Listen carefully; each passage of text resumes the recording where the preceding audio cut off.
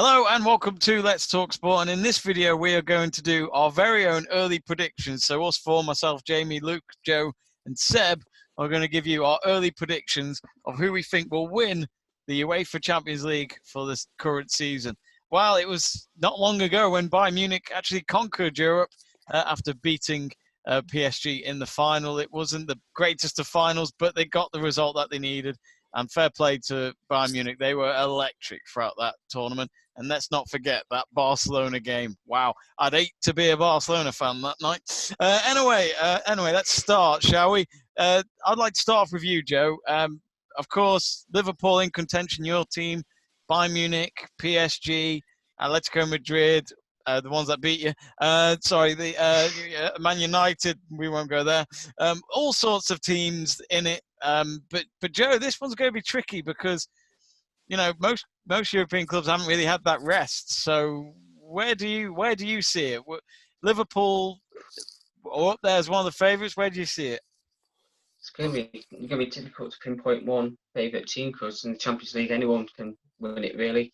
A couple of seasons ago, 2019, I predicted Barcelona to win it, and Liverpool ended up beating them 4-0 in the second leg semi and going on to lift the trophy. Nobody would have predicted the Liverpool Spurs final in 2019.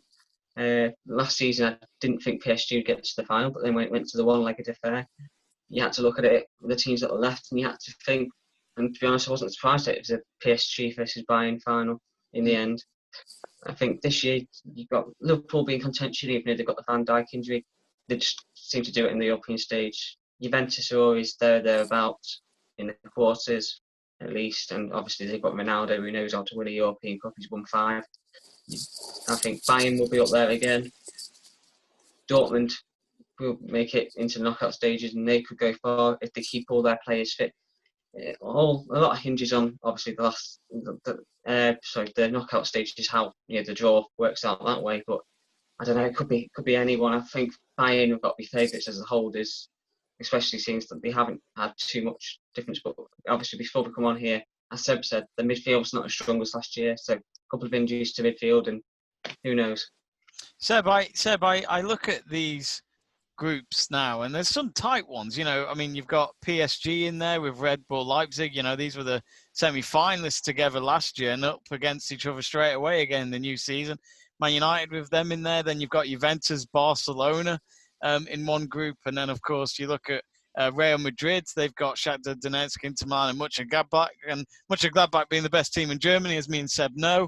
But then, it's all sorts of teams. Bayern Munich with Atletico Madrid as well. It's definitely very I think this is the first group stage in a few years I've been really excited ahead of the tournament. I'm definitely looking forward to it. I think we've got some interesting groups as well, but I think Joe said that it was shocking to see PSG in the final. I don't think we should have been that shocked that PSG are in the final. They've got top players, and I'm actually going to go out on a limb and say that they should be one of the favourites this year. I think they'll probably ease through their group with Leipzig and Manchester United, although Leipzig is a difficult opponent.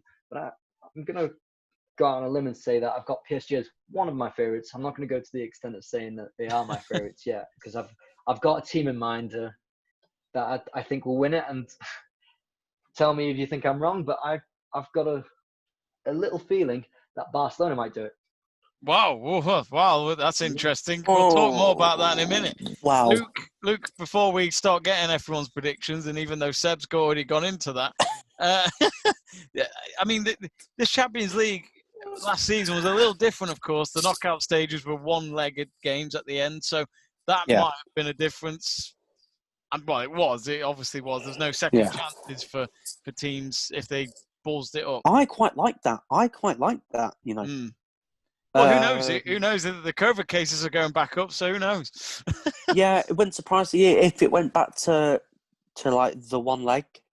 Because the season's shortened. I don't know whether or not they're going to play the 2-leg. Nothing's been said whether or not they're going to go back to the 2-legged knockouts or whether or not they're going to keep with the one. I wouldn't take it out of. I mean, you're right. One-legged. I thought it made it so much better, so much drama. And I think that's where you got Atalanta a whisker away of holding out PSG, which probably would have been the shock for the Champions League. But it's so interesting. Yet again, like we're talking about the Premier League like the Premier League teams in the Champions League not being able to defend. But yet again, like Bayern got absolutely smashed by Hoffenheim 4-1. I think PSG have had a shaky start to the season. So Juventus. So I don't know whether or not it's the year of the underdog. I don't know. Don't know whether or not we're going to get a completely left field winner. But it's going to be so great. It's going to be like the Premier League. Buckle up, because it's going to be goals. We're going to see some horrific defending and great goals. So it's going to be amazing this year, the Champions League. I'm buzzing for it. I'm buzzing for the Champions League. Well, Luke, that's the second time you've asked me to buckle up, and I've lost my seatbelt, so I do apologise. Maybe it's best to not have safety, especially during these times. Seb, I've got to go back to you now. Barcelona, wow. I must admit, I was not expecting them to be mentioned, but they do have Lionel Messi, and when Lionel Messi's in a team, you can't write them off. Seb, explain why. Okay, so I mean, I don't know if you've seen Barcelona play so far this season. Yes, they lost to Getafe yesterday, but most Champions League sides aren't going to play like that. I mean, if you go up against Bayern Munich again, that Barcelona-Bayern Munich clash, I'd see Barcelona in current form beating Bayern Munich. Just a little example. I still think that they were a bit unfortunate not to beat Getafe. No. But then if you've got Griezmann that comes back into form as well, behind Messi, behind Coutinho, Ansu Fati as well, they are dangerous. They are absolutely dangerous going forward. It doesn't matter. It doesn't matter if you've got a Griezmann in form coming off the bench. Just an instant, that makes such a difference. I mean, Joe, we saw Barcelona get absolutely battered by Bayern Munich, didn't we? And that was the start of some departures. We saw Suarez go. I forgot the name from the Chilean. What was his name? I forgot. Vidal. Sorry, Vidal went. We were starting to see a bit of a legacy going with Barca in terms of with their current squad, and a lot of people are overlooking them and thinking, Messi might leave this group, and rumours are coming out again for next summer that he might. So, in a way, Joe, you could look at it as maybe this is Messi's last chance to win another Champions League before he does leave, if it does happen. What do you think? It's an interesting thought, an interesting question. I don't know. With Vidal, he was only at Barcelona 2 years. Didn't really do that much in that time, really. But Suarez, I was surprised to see Luis Suarez go. Koeman coming straight away. Well. One of the first things that he wanted to do was get rid of him, which bang crazy. Even at the age of, 33 years of age, he was still banging in goals. Yeah. Okay, he's had injury problems as well, but who hasn't? You get that with age. And he's gone on to Atletico Madrid for €5 million, or I think it was. And he scored on his debut.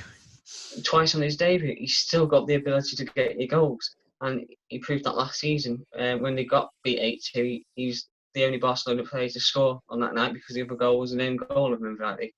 It's crazy. He was awful that night. So, I mean, the goal masks a lot.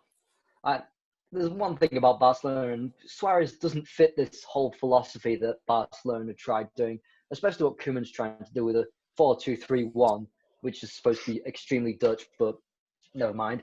Suarez just can't fit in that, and that's the main thing now that Koeman wants. It's an ideology and philosophy that fits around a certain style of play. Suarez doesn't fit into that. Busquets doesn't really fit into it, despite still playing.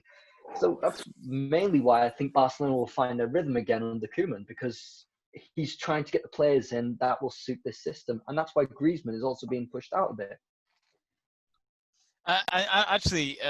We'll talk about other teams now. Manchester City, Luke, I thought I'd mention. The reason being is because Pep Guardiola really screwed it up, I thought, when they were against Pep always Lyon. screws it up. Come on. Fraud. I mean, think back. Come next year, when the season nearly ends, it would have been 10 years since he last won the Champions League, and that was when he was at Barcelona. He's now been at Bayern Munich and Man City. And do you feel, Luke, that it all comes down to what Pep does in the league as well as the other cups? But if they don't get anywhere near the final this year, could this be his last season? Well, like he's out of contract in the summer. Yeah, and for me, this is his last season. he's not getting near the Champions League final. City aren't winning the Champions League. It's odd. Like every single year, they're made favourites to win it, even though they've not been to the final. And like Pep, like I don't know why, but like he gets out the group, and then he just loses the plot. He overcomplicates it. Like for the Lyon game, like he was resting players for a game he wasn't even in yet. Yeah, which didn't make sense. And like City's record since Pep came in, the first season lost to Monaco. The Monaco team that had Mbappe, Bernardo Silva, Falcao, Lamar, Bakayoko, Fabinho. Like the year after, they Liverpool that didn't win the Champions League rolled City over. And then the year after that, City lost to Spurs, obviously with the VAR thing. Oh, greatest thing that was. Like City thought they'd done it. They got snatched away. And then he was on his knees. Yeah, and then like this year, Lyon just I couldn't believe it. Yeah, City as well. Yeah, it was. And it I'm was... like, Pep just always overthinks it, and I think like because he's so desperate to win the Champions League with City, like that's the thing. That's the City project. Yeah, like the money spent, the infrastructure, getting him in was all to win the Champions League, and they've not been close to like even the semis. And like I don't see it again. I don't see City getting near it again. It would be so funny if Pep leaves and then City go and win the Champions League. Who knows? But like he overthinks it now, and that's why City aren't the favourites. So all those teams have something in common except for Spurs, and that's the fact that they put a compact midfield and they can break very quickly. So there's no secret of how to break down a Pep Guardiola side now. You put three in midfield and you put three strikers or three attacking players. One maybe is a false number 9. I don't know. It can vary, and you can break them down in Europe. And that's been City's weak point for a long time. Well, since Pep's come in, at least. It's interesting. I mean, we who knows what could happen, but this could be Pep's last chance as a Man City manager to win the Champions League. So before we wrap up, let's quickly talk about anybody else. I mean, Juventus, Seb. You know, they brought in Ronaldo, I think, to try and win the Champions League. It's just not. They've just not looked the team, have they? Since Ronaldo joined, and you love your Serie A, I know you do. So, what do you think of an Italy team winning it? I'd like to say that it's possible, but I just don't. And the clock's ticking on Ronaldo. Ronaldo is a great player and will still score the goals, but the clock is ticking, and he can't do this on his own anymore like he did for Real Madrid. And I don't see any Serie A teams going anywhere near. I thought Atalanta could do something special, but then you see like Saturday where they lose 4-1 to Napoli. 4 goals in the first half. Yeah. And I'm disappointed not to see Napoli in the Champions League the way they're playing at the moment, because they would be in my favourites if they play like that the whole campaign. But no Serie A team for me. I think this is Spain's time to come back on top. Real Madrid maybe being defensively solid. Sevilla as well, very organised team. I think this is the year of the Spanish teams to get back into the rhythm of being more dominant in Europe. Yeah. Which just, you know, if they did do that, they'd have turned it around very quickly because, as you say, they've been a bit in the shadows the last couple of seasons or so. So, I'll tell you what, let's ask everyone who they think is going to win. Starting off with you, Joe. Who will win the Champions League this season? Oof, that's a difficult question. I'll just go with Bayern Munich because, I don't know, just feeling solid squad still. Lewandowski's still on form, isn't he? So he's always a threat. He should have won the Ballon d'Or. He should have done. I just don't understand why the Ballon d'Or's not going this year. They could just easily do it online. Because the French League was cancelled. The French League was cancelled, so the French no one from the French League was going to win the thing. No, Neymar was supposed to win it. No. But it's France football who do the Ballon d'Or, so that's why they cancelled it. Because the French League was cancelled. It's all favouritism. But I'll just go how the Bayern French Munich, are. just for argument's sake. So Joe's gone with Bayern Munich. Seb, who do you think quickly? Who do you think will get it? You've just said Barca, sorry, haven't you? I'm going to stick by it, Barcelona, and I'm going to say now that Coutinho is going to have a fantastic season under Koeman, and I think he'll do a lot of good in the Champions League. I'm ready to be wrong as well. But I think Barcelona will do it. I just don't see the depth in Bayern Munich. I don't see City or Liverpool being able to defend, and Juventus, Pirlo, who for the moment isn't showing himself to be the greatest manager. So Barcelona, I'm going for it. Imagine if Koeman won the Champions League with Barca in his first season. That would be a dream come true for him as well. And he's so determined to win at Barcelona. I think he might just do it. DNA is there. The DNA. He'll stink the place out to do it as well. Luke, go on. Who are you going for? Bayern for me. Bayern. So that's 2. I've rated their business in the summer. I like the Sane signing. Choupo-Moting signing in the summer. I think I like the Mark Roja signing from Espanyol. I think he'll be a good signing. I didn't get the Choupo-Moting signing whatsoever. He must have the best agent in world football to get him another solid move like that. But Bayern for me, if Lewandowski stays fit, goals, and more goals. And Bayern can defend as well, which is something that many teams can't do. They certainly can. I tell you what, I'll give you mine. Not sure about that. I'll give you mine and the team that I'm going to...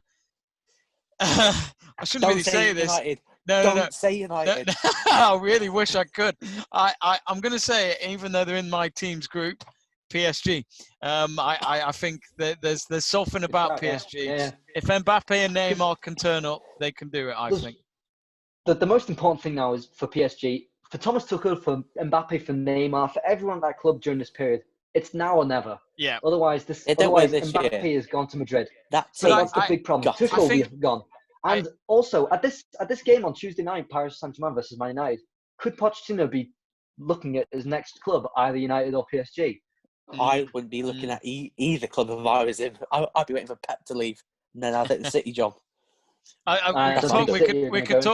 We could talk about that another day, the whole Pochettino thing, whoever that man is. But I will quickly say as well, PSG have now got the experience of being in a final. So that helps.